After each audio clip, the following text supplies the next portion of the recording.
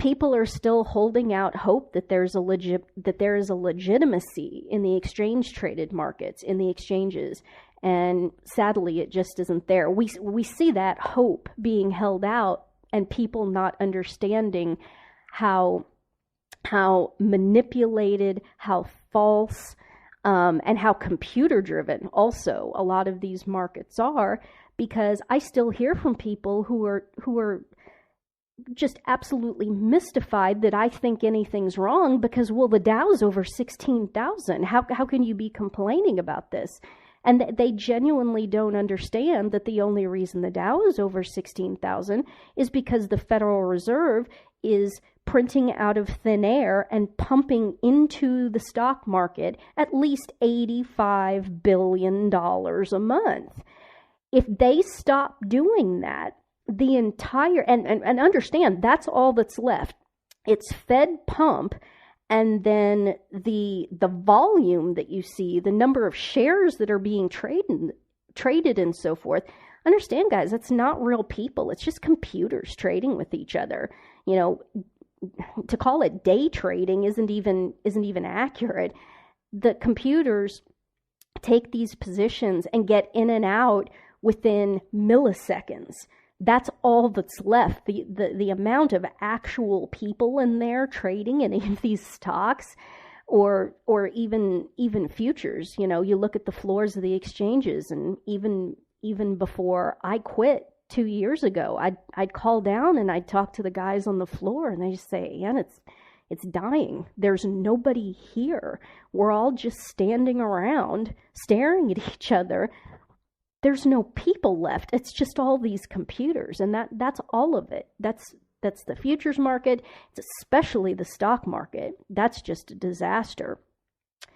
And that's the whole quantitative easing and the Fed pumping.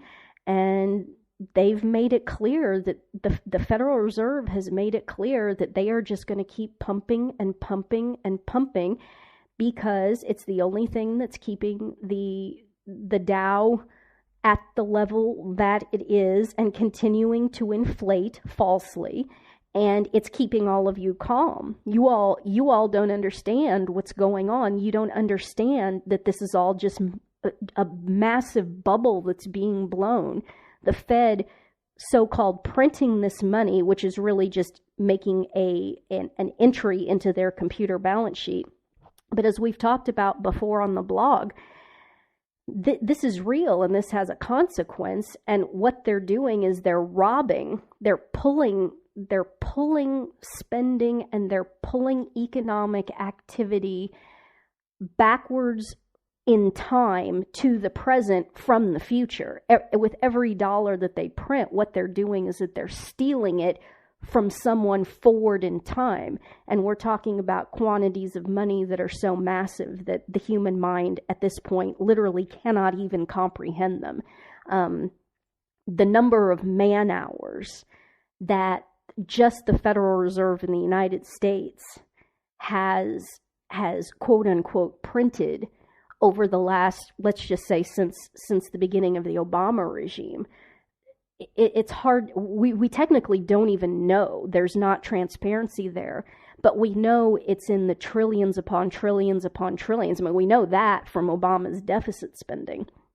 We know how much it's reported that the national debt has increased. We actually don't have a firm handle on what it is they're doing through the discount window, meaning printing money, putting it on their balance sheet, and then lending it out to the big banks and the broker dealers at the window, at the Federal Reserve window at 0%. We really don't know how many trillion that is. The point is that it is, if we fully understand that money is a proxy for human life, a human's capacity to labor, create, reason, and produce, and we convert all of these things into time, into man hours, which that's the exercise that you should go through to understand these things. If we do that conversion, the number of man years that we're talking about is into the hundreds of millions. hundreds of millions of man years, enslaving future generations, borrowing against the capacity, the human capacity to labor, create, reason, and produce of people who haven't even been born yet.